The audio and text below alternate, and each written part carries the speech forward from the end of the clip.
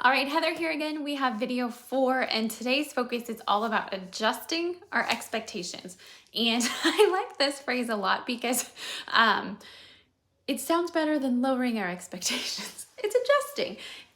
I know for myself, related to probably social media consumption or just ideas, movies, magazines, whatever, curated perfection and airbrush stuff, I don't always have realistic expectations. That's the truth, is I don't have realistic expectations. And I've come across many of my clients in the same boat. We use our measuring stick as not even real people, not even real situations or even comparable situations as our measuring stick. So I find that adjusting our expectations is really helpful and important and crucial to us sticking with changes. You may have seen things that are, see other people's before and afters from like 3 weeks or 6 months and be like, wait a second, I've been doing all this and it's not working. So I love those posts. I find them very motivating and I do share them from time to time because I'm really proud of all my clients and I know they are excited. But I hesitate with that only because it sets up what other people are expecting for themselves instead of maybe encouraging or motivating. Does that make sense? So I want you to carefully look at what you're expecting and where's that expectation coming from? Is it coming from something that matters to you? Or is it something that you feel like has been put on you or you're measuring up against that really may not be that important to you or may not be your end all goal or may not even be necessary? I know for me personally, and I share a lot of personal stuff just so that I'm relatable and I understand what a lot of you are going through. And most of my clients have gone through the same thing too, is that especially postpartum, and we've talked about ways to measure progress, and it's not just weight, right? We've already talked about that on Tuesday. If you missed that video, go back and watch that one because that one's really good. We measure, or we have our expectations that our weight will go back down after pregnancy, right? Or that we work out and our weight will go down, or we start eating healthy and our weight will go down. And sometimes, yes, our weight needs to go down, and a lot of times if that is the case, it will.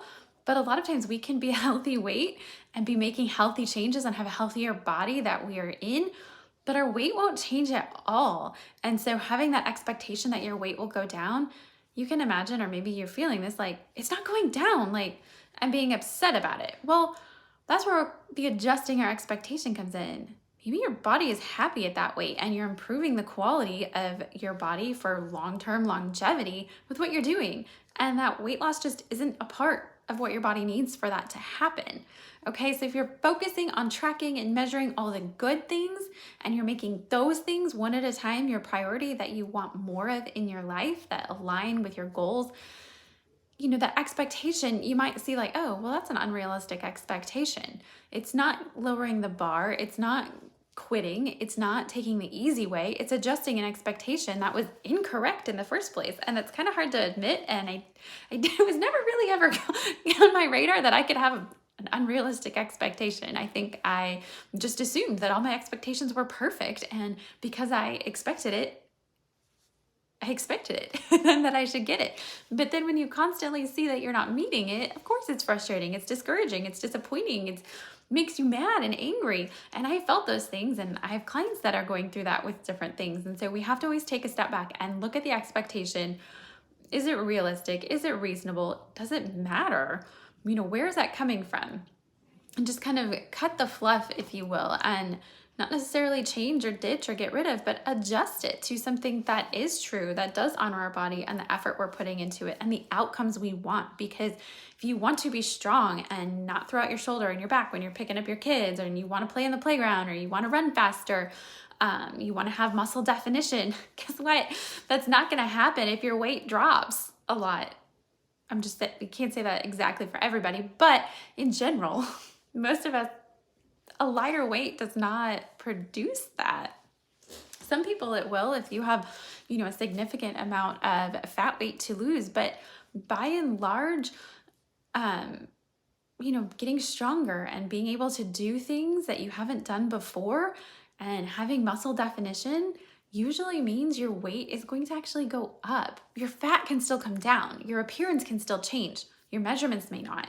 your weight may not change. And so that's where adjusting our expectations comes into play. Because again, look at what you're measuring. We want to measure what we can do. We want to measure our habits, our actions that lead to the outcomes we want. Okay. So if you can't tell, I'm all for breaking up at the scale. I think it's important to pay attention to. And yes, I know the doctors have tables and stuff, and there are certain benefits to having a normal range, but the normal range for anybody is pretty far. And BMIs again can be helpful, but at the same time, super athletic, CrossFitters and that kind of stuff, they're football players and military people, their BMIs are a lot of times overweight because they have the muscle it takes to do their job. So I don't put, all my eggs in that basket either. So again, clear this all up with me, schedule your one-on-one, and we will talk more about how to adjust some expectations. If you have questions on expectations you are having and ways you can move forward with feeling good, feeling accomplished, and making meaningful progress. Get on the waves, get out of the circle.